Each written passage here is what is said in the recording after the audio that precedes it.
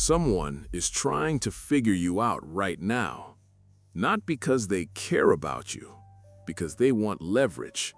They want to know what makes you react, what makes you afraid, what makes you desperate, what makes you grateful enough to owe them something. They are studying the pattern of your behavior the way a predator studies the movement of prey, patiently, quietly, without revealing that the study is happening at all. And the terrifying part is this: most of the time, they succeed. Because most men are completely readable, not because they are weak, because they were never taught that being understood by the wrong people is one of the most dangerous positions a man can be in.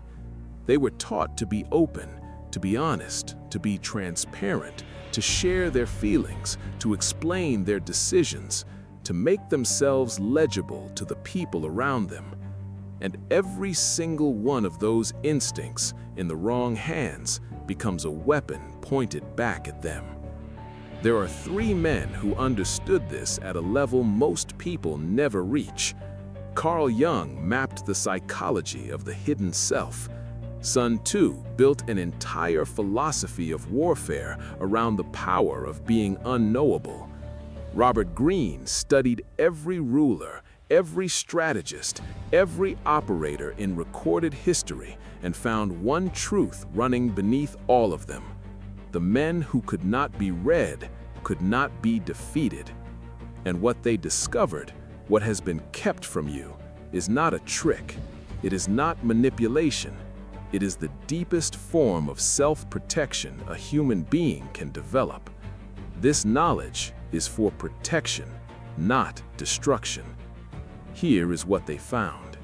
The first truth is about what being readable actually costs you. Most men think that being an open book is a virtue, that transparency builds trust, that letting people see you clearly makes you relatable, likable, safe to be around. And in a world of purely good intentions, they would be right. But Jung understood something darker. He called it the shadow projection, the reality that when you make yourself completely visible to people, you do not just show them your strengths, you show them your wounds, your insecurities, your hunger, your fears.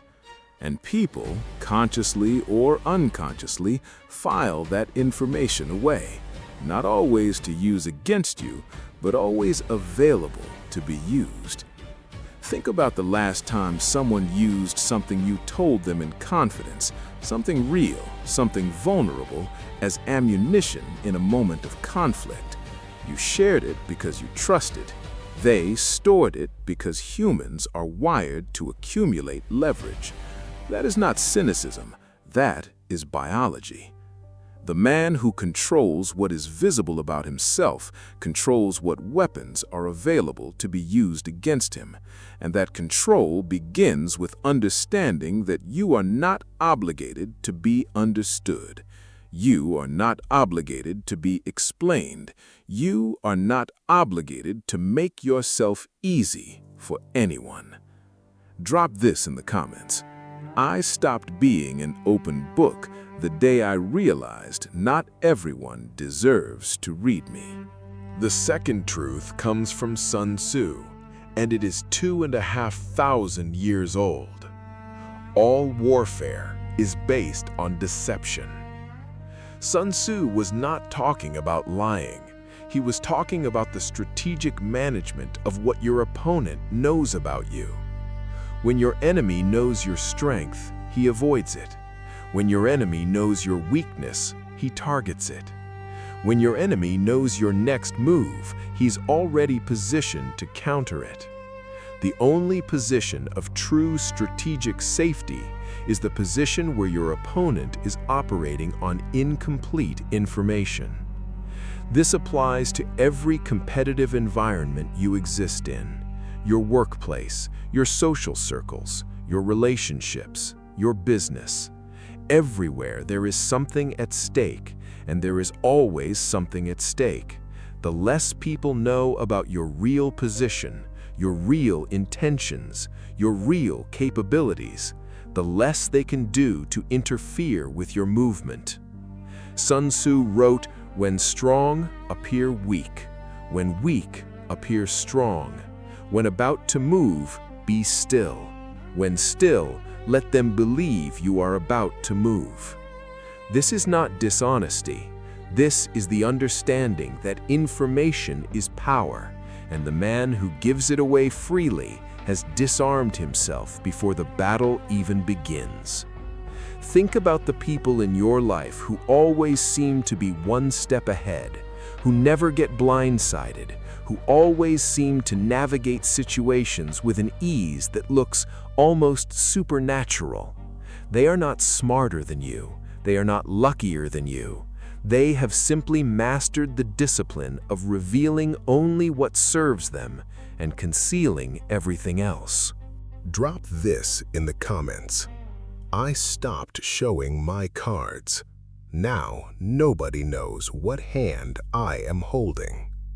The third truth is about silence and why most men are terrified of it. Robert Greene studied hundreds of historical figures and found one pattern repeated across every culture, every era, every power structure. The most dangerous people in any room were rarely the loudest. They were the ones who spoke least and observed most.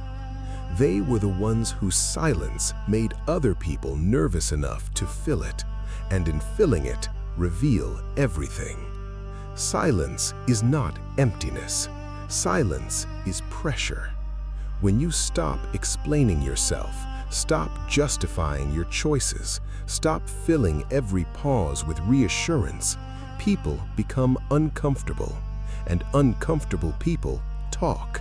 They over-explain, they reveal, they hand you information you never had to ask for. The man who is comfortable in silence has an intelligence advantage in every conversation he enters, because while everyone else is performing, he is watching. While everyone else is trying to be understood, he is understanding. While everyone else is making themselves readable, he is reading. Practice this.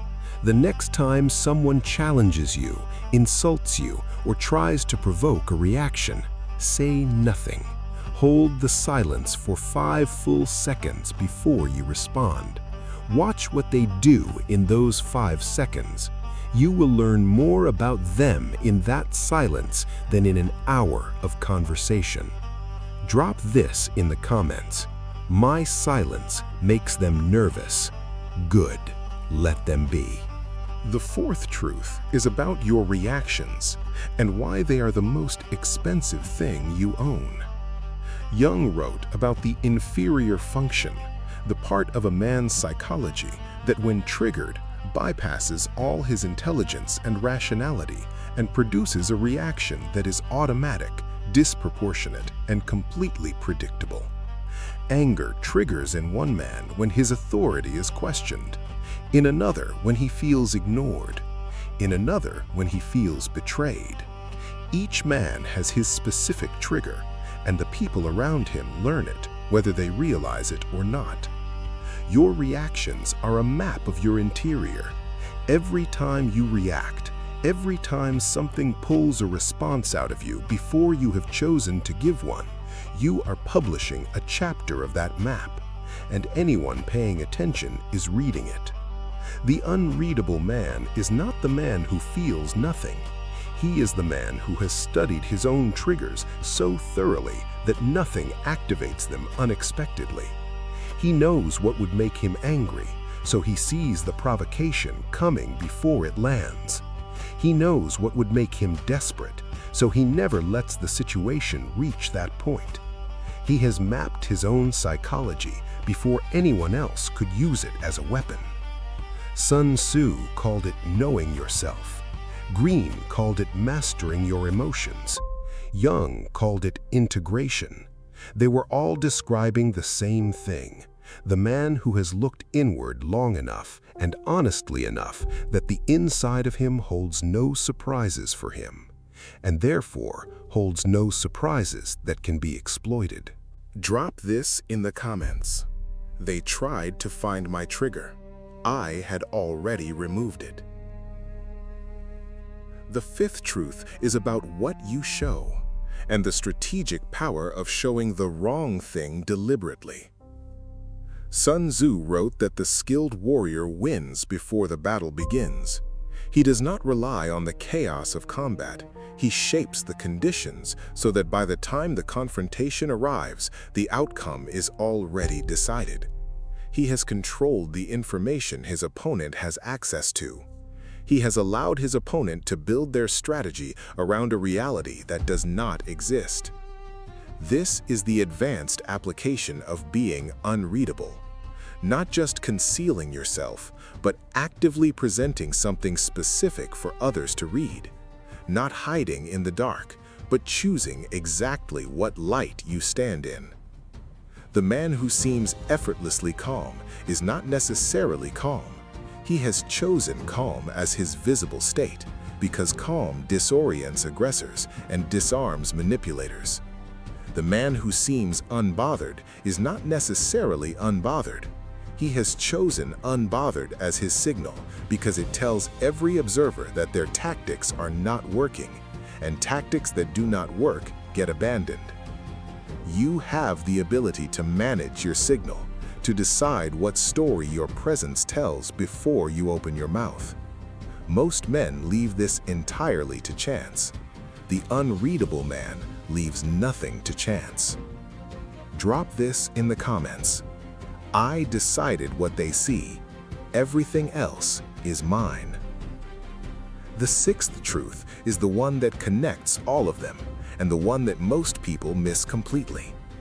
Being unreadable is not about hiding who you are. It is about protecting who you are becoming. The man who is in the middle of transformation is the most vulnerable man alive. He is not yet who he is becoming. He is not fully who he was. He is in the gap, and in that gap, exposure is dangerous, because what people see in the gap is not the destination.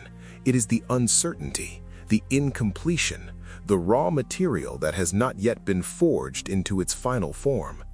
And people, even people who love you, will respond to that incompletion by trying to define it for you, by telling you who they think you are, by applying the old labels that kept you where they needed you to be, and by treating the man in transition as the man he used to be, and in doing so, pulling him back toward the version of himself he was trying to leave behind. The unreadable man in transformation protects the process. He does not announce the becoming. He does not ask for permission or validation. He moves quietly. He works in private. He lets the result announce itself. And when the result appears, when the transformed version of him shows up where the old version used to stand, there is nothing to argue with. There is no process to undermine. There is no half-formed idea to criticize. There is only the finished thing, standing there, undeniable. And now we arrive at the place where most men stop. Because everything you just heard requires something that most people in the modern world have been specifically trained to resist.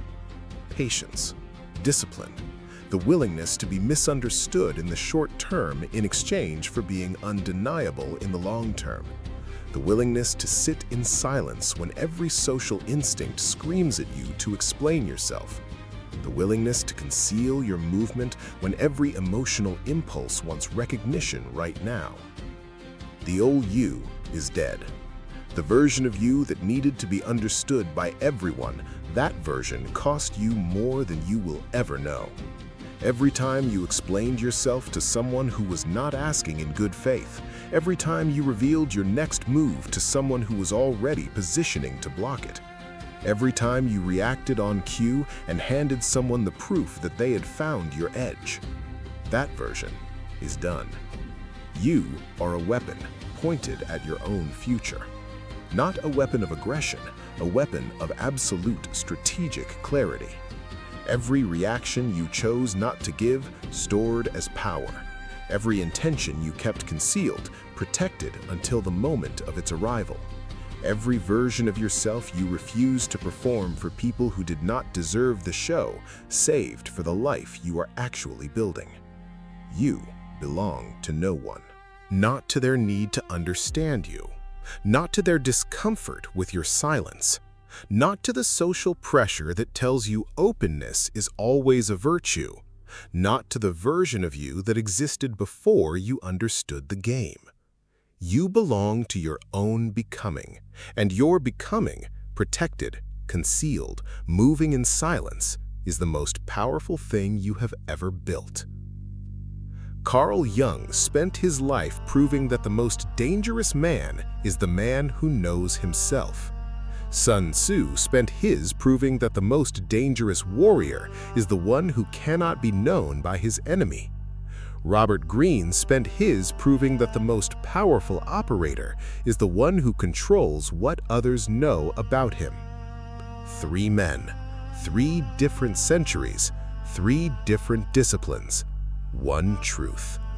They cannot destroy what they cannot understand. If this video found you at the right moment, that is not an accident. You do not subscribe to channels. You do not click buttons. You make sovereign decisions. And if something in what you heard today cracked open something you could not unsee, then make a decision, not a click, to stay in this conversation. Not because you were told to, but because you are ready. And I leave you with one question, the most important question you will ask yourself today. How much of yourself have you been handing to people who were never going to use it to help you?